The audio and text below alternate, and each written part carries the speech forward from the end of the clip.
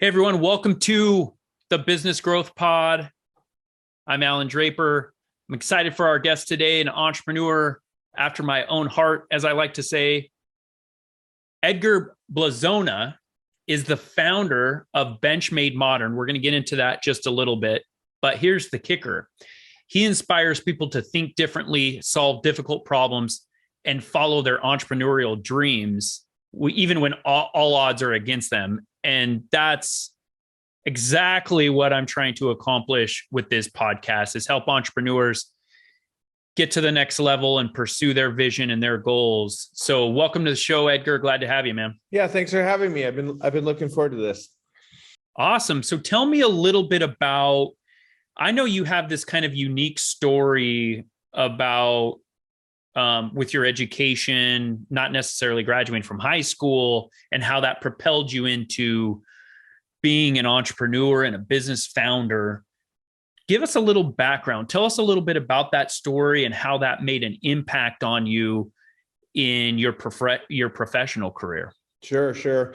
Yeah, when I was growing up, I grew up in the Bay Area. It's kind of the gold rush here, right? So how do you fit into the gold rush? And I was in high school and I wasn't super interested. I was like a young skater, graffiti artist. At the time, I had a little graffiti business called Graffiti Graphics. I was like kind of figured out how to monetize my friends. And, we started painting into, the nightclubs and all of that. So I started out this entrepreneurial thing really young, found that I was pretty good at talking my way into things and kind of, presenting myself, so to speak. And I ended up making some furniture. I had a small apartment. I had no money. I was like just trying to get by. I was like a little punk ass criminal, for a minute there, and I was trying to get by and I made some furniture and I ended up selling it to a gallery and that kind of started my furniture career, but I was still, pretty much in high school.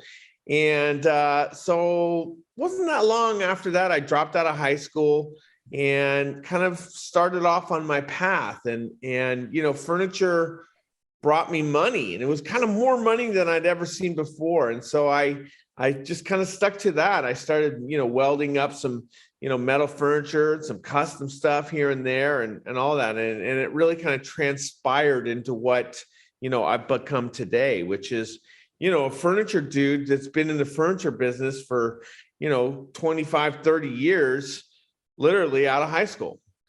That's interesting because and I feel like it's like that with a lot of first businesses where it's, and I get asked the question a lot, like, hey, how do I want to start a business, but I don't know what industry to start it in. I don't know exactly what I want to do. But a lot of entrepreneurs just fall into stuff. And so if someone approaches you with that question, hey, I want to start a business. I know I want to be an entrepreneur, but how do I hone in on an industry, a specific service or product?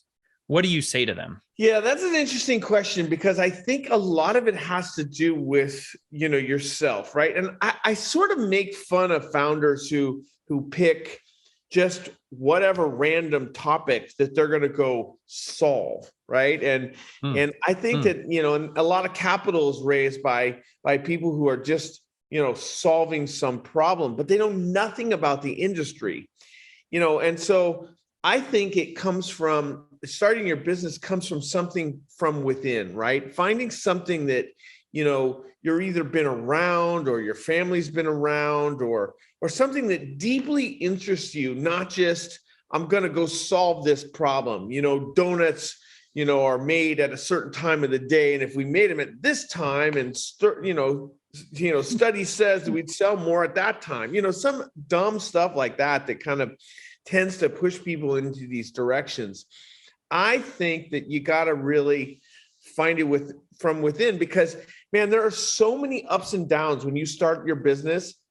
If you're not like totally vested in this thing, really vested, like you love this thing, then it's hard to ride those ups and downs and it's hard not to quit early. So you took your business, you took BenchMade Modern and grew it to a significant level. And now it sounds like you're not super involved in the day-to-day talk about that process. Talk about what it was like, kind of moving on to something else, and what that did in terms of emotionally for you. I own quite a few businesses. I've never really exited one yet. I buy things, but I hold on to them. My wife says I'm a hoarder. I buy real estate, but I don't sell it. Um, talk about that. What was it that made you realize, like, hey, there's something missing, or what was it that kind of brought you to that point where you decided to move on? BenchMade Modern was this business that I started, I don't know, 7 years ago, right? And so it was this thing that I found, it was this hole that I found in the furniture business, right? Why do we wait so long to make sofas? Just kind of stepping back just a hair, why do we wait so long for sofas? So I went to solve that problem. I kept hearing about it at dinner parties. Everyone, oh my God, I got the sofa and I waited, 6 months, blah, blah, blah, and it sucked. So I'm going to go solve that. So then I grew this business, and built it and sold it, right? And then I was at the, basically the company that I went to disrupt, right? In theory, bought me. I then had to go work for them. At one point they said, we bought the disruptor, but you sure are disruptive, right? So I spent 3 years there working. And I knew this time was going to come, right? You talk about that emotional side, that mental side of when am I going to step away from this business? And really, I all the upside had left, I'd finished all that. It's been 3 years, 3.5 years. And I knew this time was coming. So what am I going to do? And, it's a weird feeling. I mean, you touched on it. Like, this is my life. Like, I am a furniture designer for life, like I live that. I feel that. Like I'm the sofa king, and that comes from my graffiti days, right? The king of this, the king of that, right? I am the sofa king. And so how do I step away from that? Right. And it's a tough thing. It's a tough mental thing, right? How do you leave what you love? And I think, for me, I had to start to envision, the next phase of that. What can I do better? Now I have a 9-month non-compete. So I'm on the bench for 9 months, right? Which is, it's tough for a guy like me, right? I'm like grinding away at ideas and whatnot. But, going back to where we were earlier, it's all in the furniture business, right? So I think I'm gonna kind of, move off just slightly and work on outdoor furniture, right? I think that's my next thing. Now, maybe in 9 months, one day I'll be back in the sofa business as well. However, I'm gonna start working on outdoor where I don't have a non-compete. And I think that's, that mental thing that you were kind of talking about, it's hard to really disconnect when it's truly your passion, right? And so I've had to kind of take it on the chin a bit, but know that I'm going to step up and do it again, which is a whole nother thing, right? You got to bet on yourself again at this age, right? I'm 50 years old, right? In fact, today I'm 51, just today. So happy birthday, man. Thank you. Day. Thank you. So how do I do it again, right? I got to bet on myself again. And that's as an entrepreneur, as you know, it's hard to always be betting the farm again. And here I kind of step off into the abyss and I just have to have the confidence that I can do it. Yeah. I think entrepreneurs and I think people generally, we always have our demons, right? We always have these thoughts that creep into our head and we, with me, I've had some success in business and I'll have these thoughts that creep into my head like, oh, you just got lucky. Like, hey, the market was right. Hey, and I honestly think that there's a lot of luck and timing that go into business. You pair luck with your hard work and just not giving up, you are going to succeed.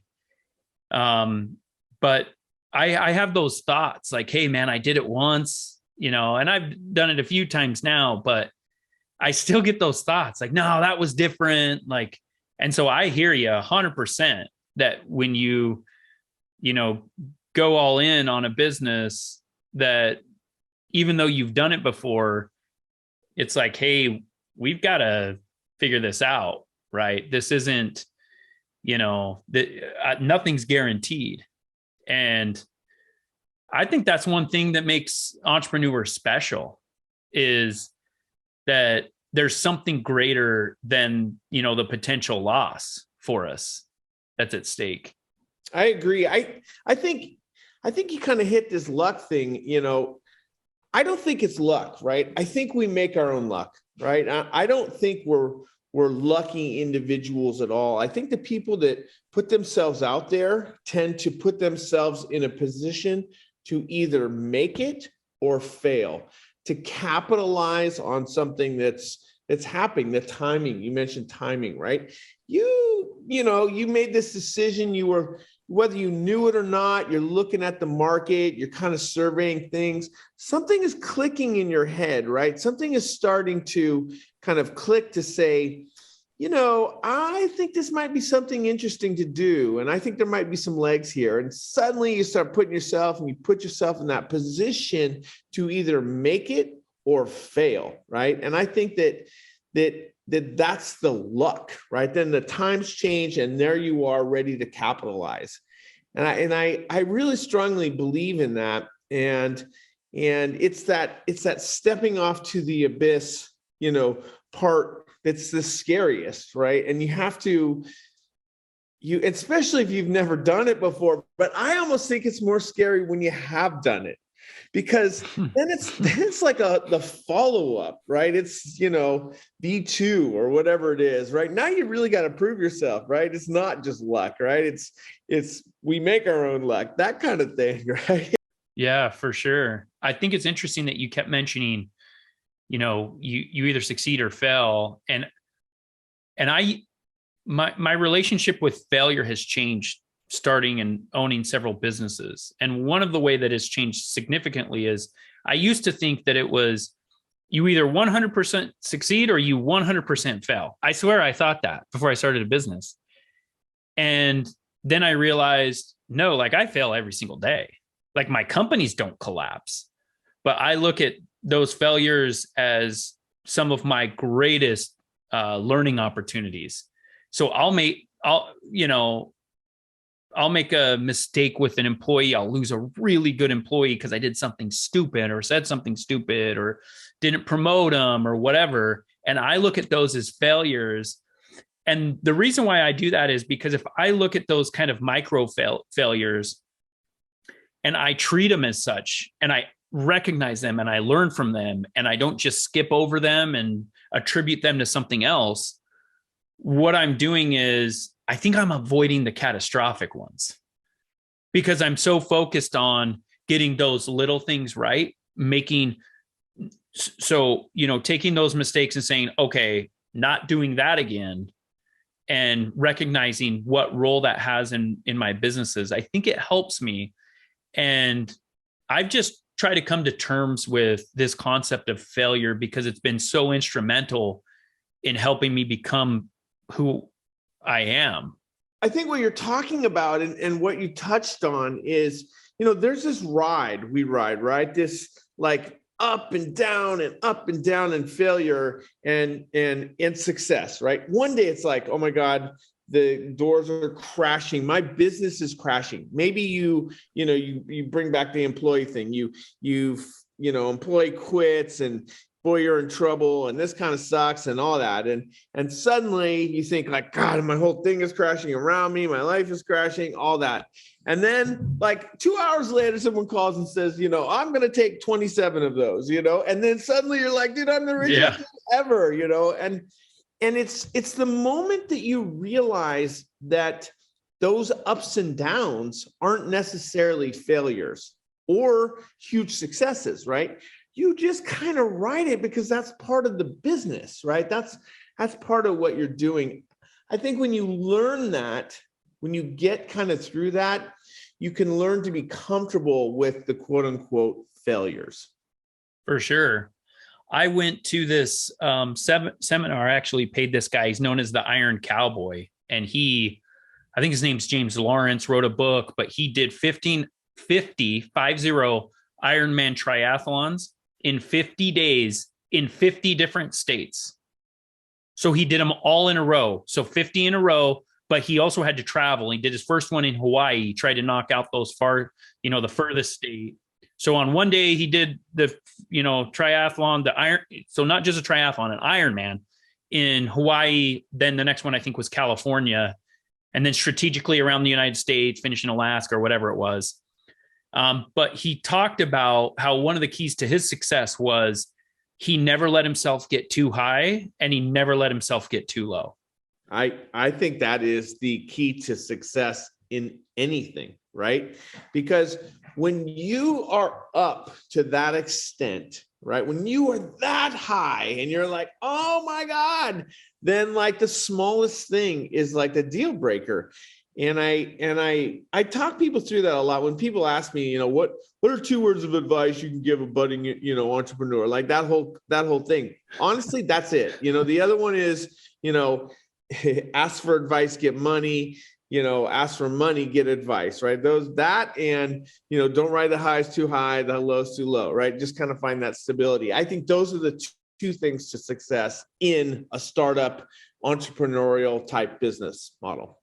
100%. And you talked about money. I know that you have experience with fundraising, and I get asked a lot from people that are starting their business or they're really starting to hit a growth period in their business about how to get additional funds. And I always tell people there's really only 3 ways to get it. You either borrow it, you save it, or you raise it.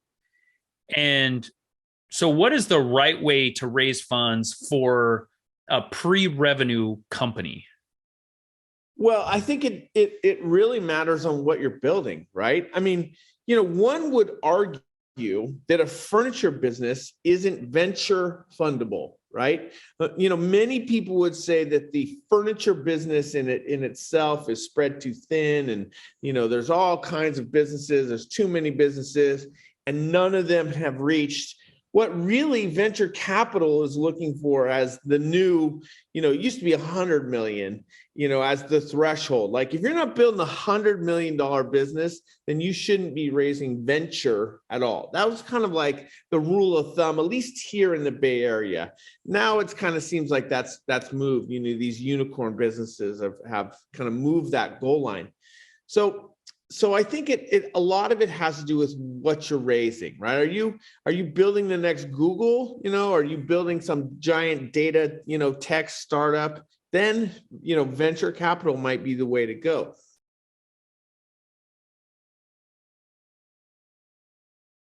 I think that also, when you are looking at your business and it's, let's say you want to open a store, right? Maybe going to the bank might be a better way, right? You're showing revenue. But if you're building a pre-revenue business, like you mentioned, I think you have to, friends and family it, maybe sell all that you can of your house, your this, your that. I mean, you're really going to bet the farm and make sure and raise enough to make that work. But again, stepping back, the round of, or the type, I should say, the type of money that can be raised, a lot of it has to do with the business model in itself.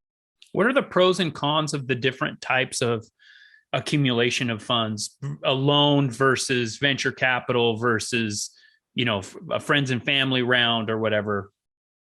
Great question. I would, what are the pros and cons?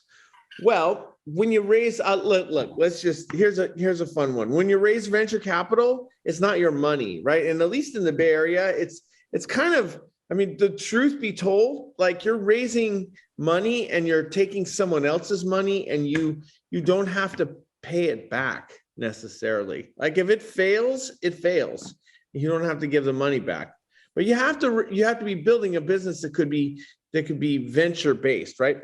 But now along with that comes some handcuffs, right, comes some serious handcuffs, right? You've got now a board, you've got, you're an early stage company, and you got a lot of people that have influence in your business, right? They want to see things from you, these points of success, right? That it's tough. And man, when you are, you're working on your monthly or bi-monthly recaps, business recaps, and you're sending out this thing, you're like, my business is failing and it sucks. And then everyone's emailing you back like, you should do this. And are you doing this? And, everyone's mad at you. It's hard, right? So having that sort of, person like kind of on your shoulder is a lot of weight, right? And those venture capitalist people, they're picking you because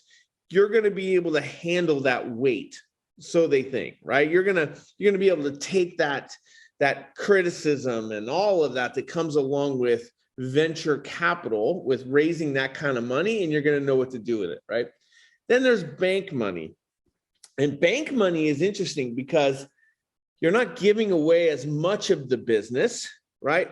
But you're probably putting your house on the line, right? Or you're putting something big on the line with your bank capital, your own personal, debt load and your own personal finances. And, if the business goes bad, you're going to have to declare bankruptcy, that kind of thing. It's going to have long lasting personal ramifications. And then there's like friends and family, right? That's another route, right? Taking enough money to get your business to be cash flow positive through friends and family. But then you got your friends and your family on the line, right? And I don't know what's worse, friends and family, bankruptcy or venture guys, busting down your door, telling you to, make a right turn when you think it should be a left turn. All of those things come to play. None of them make any more sense than the other unless you have a particular business with those particular needs. So I've never really raised a significant amount of funds. I did start a business with a family member and we've done quite well.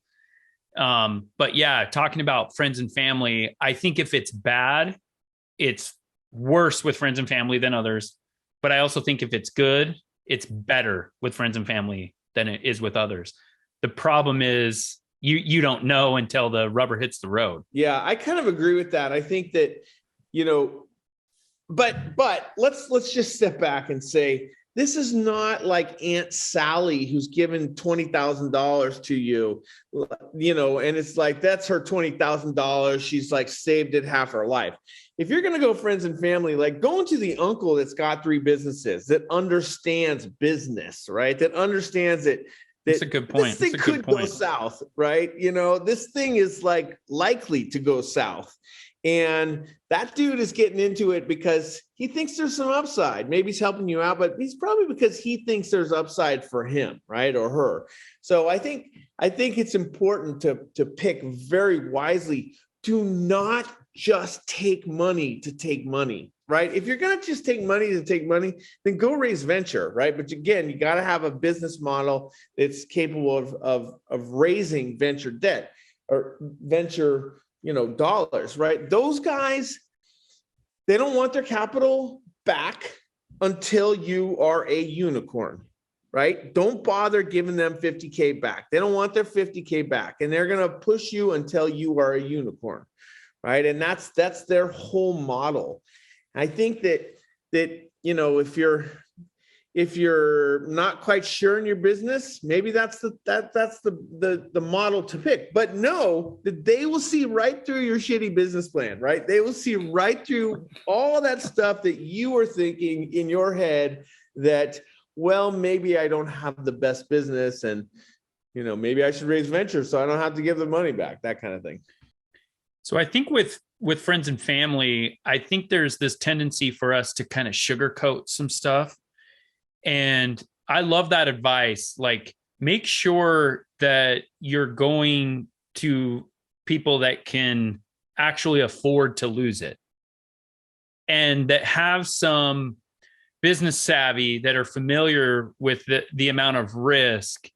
With regarding venture capital, it seems like, and correct me if I'm wrong, but a lot of it that they're investing in the idea, I think, but don't they look a lot at the founder and the team? Isn't that a really big part of it? Yeah, it's changed over the years, right? You used to go in and pitch with some deck, right? Well, way back in the day, you pitch with an idea, right? Now you pitch with a deck, but then these days, today you got to have revenue, right? You got to have a team in place. So somehow you had to raise money. You had to go to friends and family. You had to, put your house on the line or sell all your stuff or whatever. They are investing in the team. I think investing in the team is a little bit overrated. I think they're investing in the founder, right? They're investing in the fact that you have a team, but they're looking at the idea too, right? They know, I think track record maybe has more to do with it than the team, right? I think, in my case, I've got a decent track record now, right? I've raised capital, I sold the business, the whole thing. And I think that's important. I think that track record, and I think this goes back to what we were talking to in the very beginning. I'm not, Edgar Blazona is not going to start the next Slurpee store, right? And so when I go to pitch my new Slurpee store, they're going to be like, yeah, right. But when I go and pitch my new outdoor business, they're going to have some eyes, right? I'm going to have some eyes, and they're going to want to invest in me because of that track record. No matter who I have, of course it helps. I got some good names and some people around me, but I think second stage is very second, version 2 or, business number 2 is very different than business number 1, or I've never even been in a business before ever. So would you say that venture capital looks at previous businesses almost as a form of current revenue? Like, could you compare those two things where it's like, okay, this guy has a track record. This guy, we're comparing apples to apples. Like this other guy that we're considering doesn't have a track record, but he has revenue. Which one's going to carry more weight there? I think the track record guy carries more weight, frankly. I think that maybe the guy who's building the business that doesn't have track record, but has some revenue and maybe has an idea that makes more sense, might win in the long run. But that's solely the idea. There is the kicker, right? If it's some new amazing thing, then that's the kicker. I think the guy who's got the track record, you see it. Those guys always can raise money real easy, right? They've already been through it. They've got friends in investment and tech and all that, and friends and family are way more eager. I mean, let's look at friends and family, right? Imagine going to your uncle and being like, "Hey, uncle, I want to build a Slurpee store," and the uncle's like, "But you never even run anything. You never even worked at 7-Eleven." And, then you got the uncle that's like, you're like, "Hey, I want to build this Slurpee store. I had a great, franchise thing, or I did this business, and I'm going to give you money for that Slurpee store, even though maybe it's not the best idea, but now I'm betting on you." Right. And I think that's where the betting on you comes to play. And I cannot say it enough. If you're going to start a business, pick something that you know something about. People are going to take you much more serious than if you're just picking some random thing that you think you can solve and happen to like at the moment. That's fantastic. Edgar, where can people reach out to you if they want to learn more about what you're doing or they have questions about some of the things we've talked about today? Yeah, you can always find me on Twitter, Edgar Blazona on Twitter, LinkedIn. Just a common search on Google, you'll find all kinds of great stuff about me, and a lot of those places have links and all that. So happy to chat, happy to continue the conversation, give advice. I'm always eager to, kind of help out and kind of give back, so to speak. Love it. Well, we appreciate you joining us today. Thank you very much, Edgar, and wish you nothing but success, my man. Thanks for having me. I appreciate it. If you have enjoyed today's podcast, please leave us a rating. And for daily inspiration and business tips, follow Allan on Instagram. Until next time, remember, we build the future one entrepreneur at a time.